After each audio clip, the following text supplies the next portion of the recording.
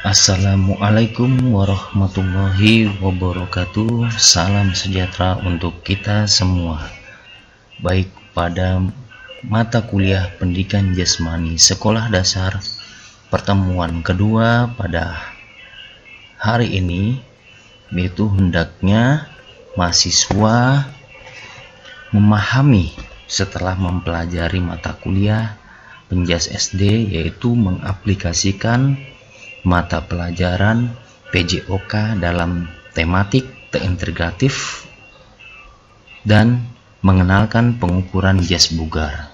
Artinya, mahasiswa calon guru sekolah dasar mampu mensinergikan antara mata pelajaran PJOK ke dalam tema untuk kelas 1, 2, 3 dan untuk guru kelas 4, 5, 6 ya, mengenalkan pengukuran pendidikan jasmani dan kebugaran. Jadi mahasiswa mampu mengukur kebugaran jasmani anak didik. Baik, pada pertemuan kedua ini mari kita mulai. Yaitu yang pertama adalah tujuan informasi mata kuliah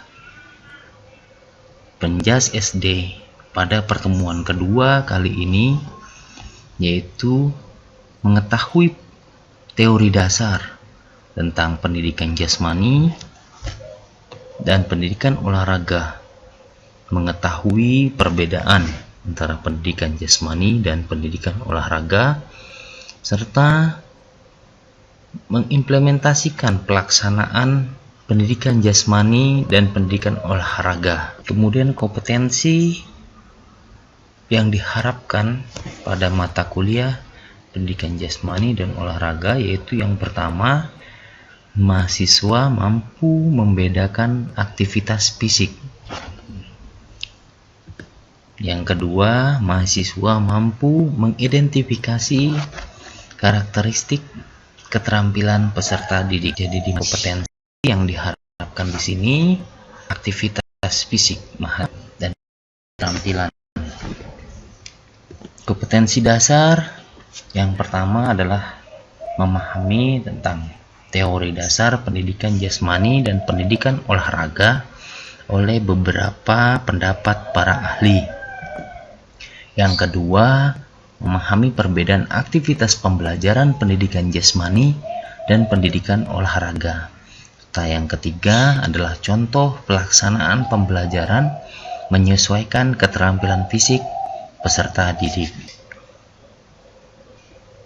Dan capaian untuk target sendiri, pemahaman membelajarkan pendidikan jasmani dan pendidikan olahraga.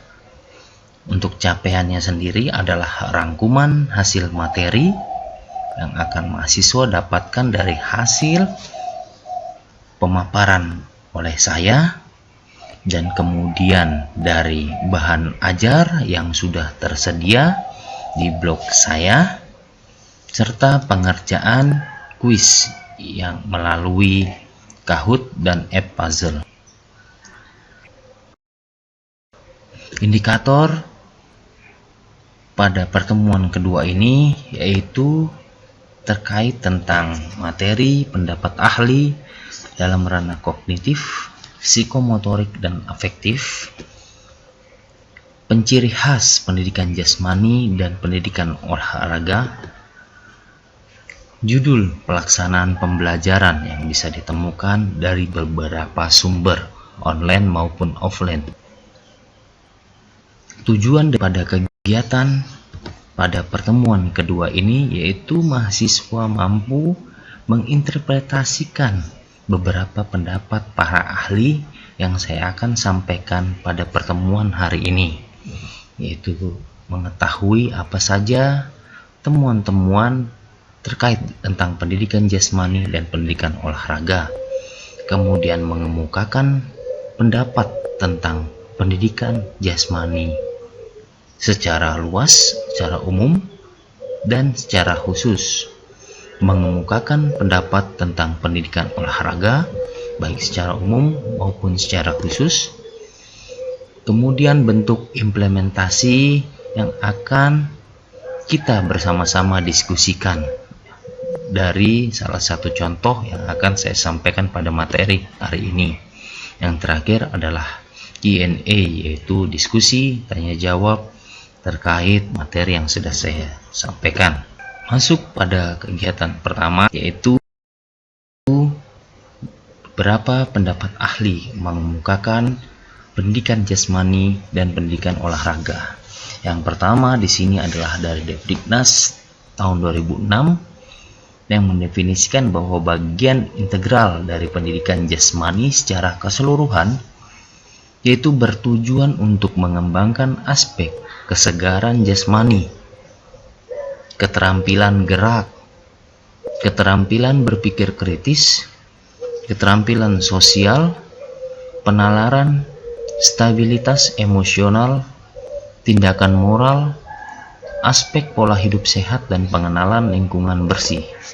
Sedangkan menurut dari Subagio dan kawan-kawan di tahun 2008 itu tentang pendidikan olahraga, yaitu adalah latihan jasmani yang dimanfaatkan, dikembangkan, dan didayagunakan dalam buah pendidikan.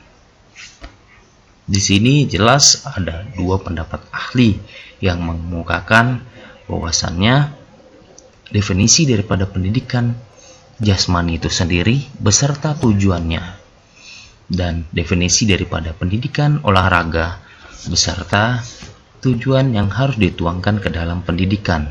Misalnya dalam olahraga itu sendiri adalah cabang olahraga yang dituangkan di dalam pendidikan untuk mengenalkan kepada anak didik bahwasanya terdapat cabang-cabang olahraga yang harus diketahui. Yang ketiga, apakah ada lagi ya mahasiswa terkait pendapat ahli ini?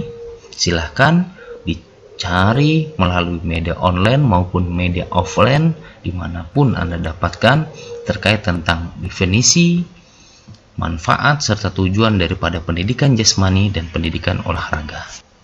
Oke, selanjutnya kita kepada indikator yang kedua, yaitu adalah perbedaan pendidikan jasmani dan pendidikan olahraga, yang dimana pendidikan jasmani itu sendiri adalah gerak secara menyeluruh, sarana dan prasarana tidak baku, pelaksanaan pada kehidupan sehari-hari.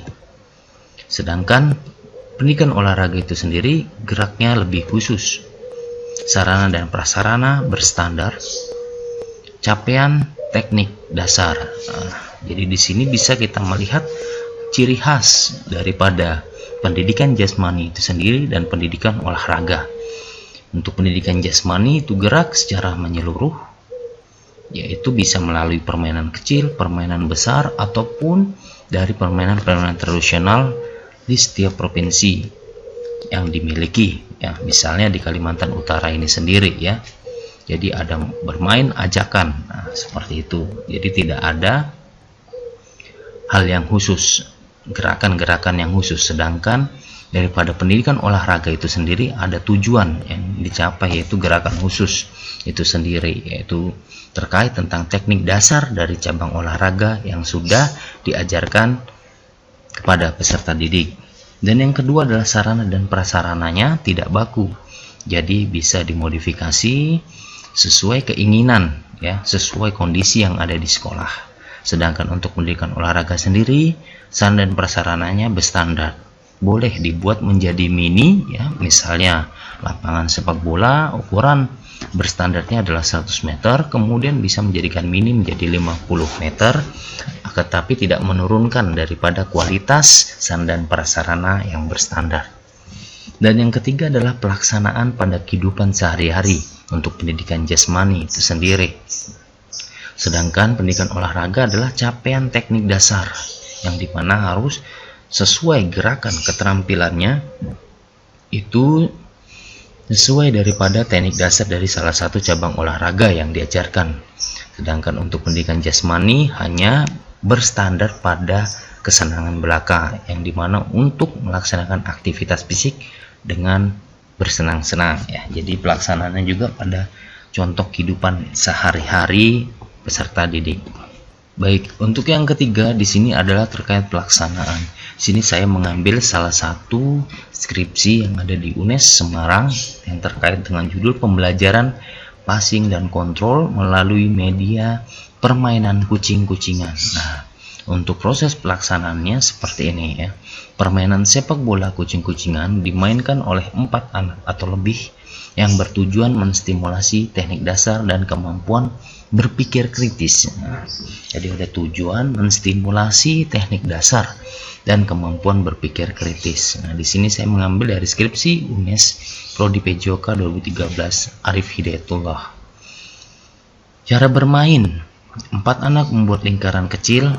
Nah, ini bisa menyesuaikan ya, dengan mengedepankan salah satu kaki guna menentukan siapa yang mengejar bola. Setelah terkena bola pada lemparan ke bawah, maka dibuatlah lingkaran besar. Berarti di sini adalah mencari siapa yang akan mengejar ya, bola tersebut. Jadi dengan cara membuat lingkaran kecil, kemudian memberikan salah satu kakinya untuk dilemparkan bola ke atas dan terpantul ke bawah, sehingga siapa yang terkena bola tersebut dia yang akan mengejar bola di lingkaran besar. Untuk menendang bola dan mengontrolnya dari kaki teman yang satu ke teman yang lainnya, serta yang mengejar harus berusaha. Jadi yang ajak tadi yang terkena bola pada lingkaran kecil tersebut itu akan mengejar dan mendapatkan bola yang dioper dengan menggunakan seluruh tubuh kecuali tangan atau lengan. Ini diangkat ya di skripsi Arif Hidayatullah di tahun 2013. Kita bisa melihat di sini adalah tujuan adalah menstimulasi dan kemampuan berpikir kritis. Artinya apa? Artinya pelaksanaan permainan ini ya, kucing-kucingan, merupakan dua komponen yang ada, yaitu tentang pendidikan jasmani, yaitu kemampuan berpikir kritisnya ada, kemudian ada juga mengenalkan tentang passing dan kontrol, berarti sepak bola ya, jadi mengenalkan cabang olahraga sepak bola di dalamnya.